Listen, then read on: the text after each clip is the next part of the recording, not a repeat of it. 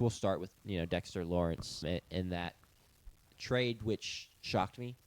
One, that he was traded, but I mean, I asked you because I hadn't been tapped into the Dexter Lawrence trade rumors, but I was like, is that good value? Because it seemed really high, and you basically confirmed that No. the Bengals.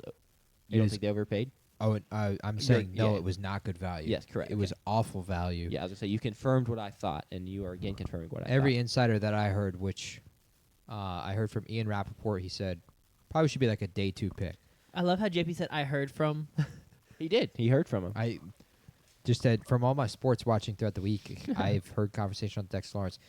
Ian Rappaport said it should be like a day 2 pick. So you can't say it was sports watching. You need to be like I just heard from, and it stays up in the air of like they might have texted you. They could have You might have texted. got on the That's phone what it call sounded with like to me. them. That's why I thought it was funny. I just say per my source. Yeah, per my source. Says, which I No, have multiple think sources here. heard from Ian Schefter sounds better than per my source. I heard from Because then it sounds like Ian Schefter texted you. Adam, Ian right? Rappaport. Ian Rappaport, thank you you. mean Adam Adam Schefter, Schefter. excuse me. Adam Yeah. Schefter, Ian Rappaport. It sounds better if you say, They're about to I be. heard from Adam Schefter or I heard from Ian Rappaport. Yeah, Adam Schefter told me.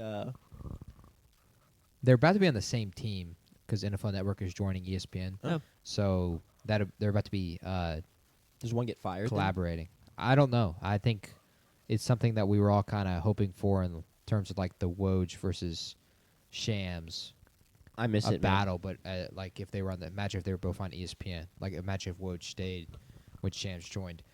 I also heard from Field Yates that it would be at most one of the final picks in the first round, and that would be for like one of the contending teams. Like, let's just say the Houston Texans are like, yeah, we'll take a good defensive tackle. Yeah, Houston Texans want to get richer. The Bills want to fix their bad run defense last year.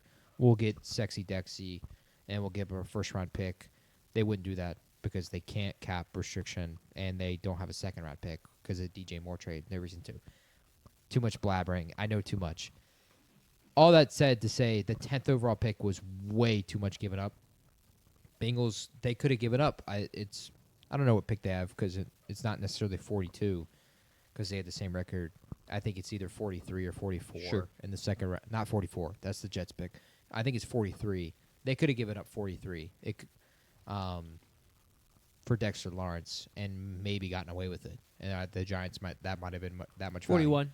41. Even better. Even better. Like I definitely feel like they could have given up 41, and if the Giants wanted more, maybe a 4th-round pick. That being said, that like they had no reason to give up the 10th overall pick, but in the context of it all, there is enough reason in it in that the 10th overall pick, whoever it was going to be, unless it was Caleb Downs, in my opinion, or David Bailey had fallen that far, was not going to be as valuable as Dexter Lawrence is going to be to the Bengals in just this season. And just this season matters. Yeah. For Zach Taylor and his job, for Joe Burrow, maybe his future in Cincinnati in general. He could very well request a trade. So adding a guy like Dexter Lawrence this year in exchange for the 10th overall pick, if they have a good season, it's a wash, and it does not matter. And he immediately fits a need. This was last year. They were the worst rushing defense in the NFL. They gave up 2,500 yards and a second worst yards per carry at 5.2. So Dexter Lawrence already immediately is a nose tackle in the center, which he needs to get in shape. I know nose tackles are fat, but he is fatter than fat right now. You can tell with his face, at least. Again, it's April. He's got time. He gets in shape, returns to his 2024 playing ways instead of his 2025, which maybe you could just say is the fatigue of playing for a bad New York team. It's just like, why would I want to play good anymore? Yeah. Then I think the trade will have been worth it. I think a good point. It's really interesting to view it that way. Not that you're wrong, but it's so funny to hear a team be so win now when they've not really had any success in recent years. Mm-hmm. They've been like just okay, which I know obviously injuries and such have played into it. But even still, it's like, yeah, we haven't really done much winning. But this year, we're gonna win now, and we're gonna go. They all went to the in. Super Bowl 3 years ago, and they have. I they have think a it's 4 years ago at this and point. they Was have it actually? No. Do they have a playoff win since then? I don't. Yeah, they were in the AFC Championship the year yeah, after. that's right. That's right. I forgot that they almost they tried to run it back.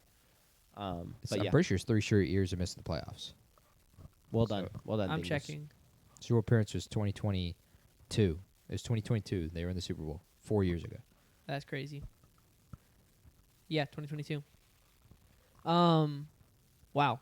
Well, I like the trade. I love it. I like For both. for the Bengals. I think for both. Okay. Honestly. I don't think I there's any way to definitely love it not for like it both. for the Giants. Yeah, if you, you come- weren't going to extend the guy, and you got the 10th overall pick for him. Yeah, if you Great. if I see any clip and they're like, this is a bad trade for the Giants, I'm gonna think you're just a hater. I don't know, or just I like it for the Bengals because it's if you simplify it, and I'm a simple person, so I'm going to simplify it. There, JP, you said it, there's no better player they're going to get at 10 than Dexter Lawrence, and Yeah. he's not going to be as young as the guy that would have gotten to 10 unless they took Hakeem Mesidor, which they wouldn't have. But he's not going to be as young as the guy that I they like would have that. taken at 10. True. He's going to be more expensive than the guy would have taken at 10, but he's going to be an instant impact, and he's going to help them try and get back to the Super Bowl and this time win it because they think they have the weapons on offense. Well, they know they have the weapons on offense, and they just need the quarterback to stay healthy, so they got to figure out offensive line. But they have to fix the defense because the defense has been awful the past 2 years, truly awful. So I think it's a good move. It's It's very aggressive. They've added a ton of the pieces to the defensive line this offseason too. Signing Boye Mafe from the Seahawks to the 3-year, $60 million. Brought in Jonathan Allen from the Commanders, and now Dexter Lawrence. Since that's 3 pieces. Part of it is like you probably spent. In fact, you spent 2, give or 1.5 Travion Hendersons, and just let Travion Henderson walk. You got 3 players out of it instead, but also like maybe we could have just been more aggressive with Travion, or not Travion, Trey Hendrickson, not Yeah. Travion, Trey Hendrickson, in the beginning instead of just letting negotiations go on Sure. for so long. I don't hate it. You got younger.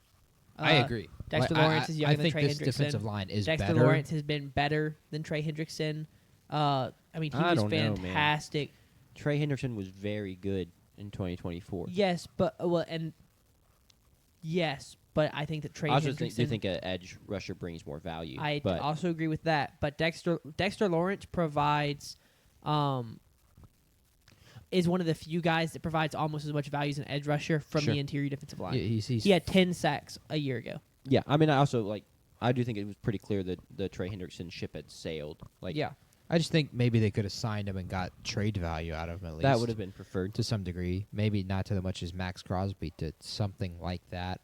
But I do think their defensive line is better now without him and with this group of guys than it was with Trey. And I agree, Dexter Lawrence, he is one of the few defensive interior tackles that you have to 2-man block. You can't leave him on an island with really anyone because he is bigger than pretty much every offensive guard and center in the NFL. And so now you're forced to. Especially right now, apparently. He's a lot He is. bigger. He's a lot bigger. I don't know what he would weigh at this point, but it'd be something. You're now forced to double team and pass pro, and really even on running the football. You're going to run a lot of duo.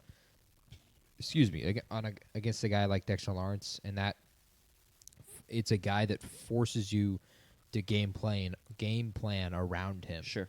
Like a Myles Garrett, like a Micah Parsons. So it's just as impactful from the interior. Does it matter if they can't defend down the field? No, which is why I really wish they had traded 41 for him and then been able to get like Mansour Delane. Yeah. at 10. Sure. Or even Caleb Downs or Jermod McCoy at 10. Like Except maybe the insiders were wrong. Maybe. Maybe they were wrong about his value. Maybe they went Mel Kiper, Shitter Sanders mode. And they were just wrong. They've been wrong before, but I in my own opinion, I kind of felt like it would have been a similar value myself. Sure. For Dexter Lawrence, who was a top of round day 2 pick, or like a straight up second rounder, or maybe at best into the first round. I did not think he was a top 10 overall pick worthy. If this was a year ago and he was just coming off that elite 10 double-digit sack season, maybe. but after the season he had last year, it just didn't make any sense.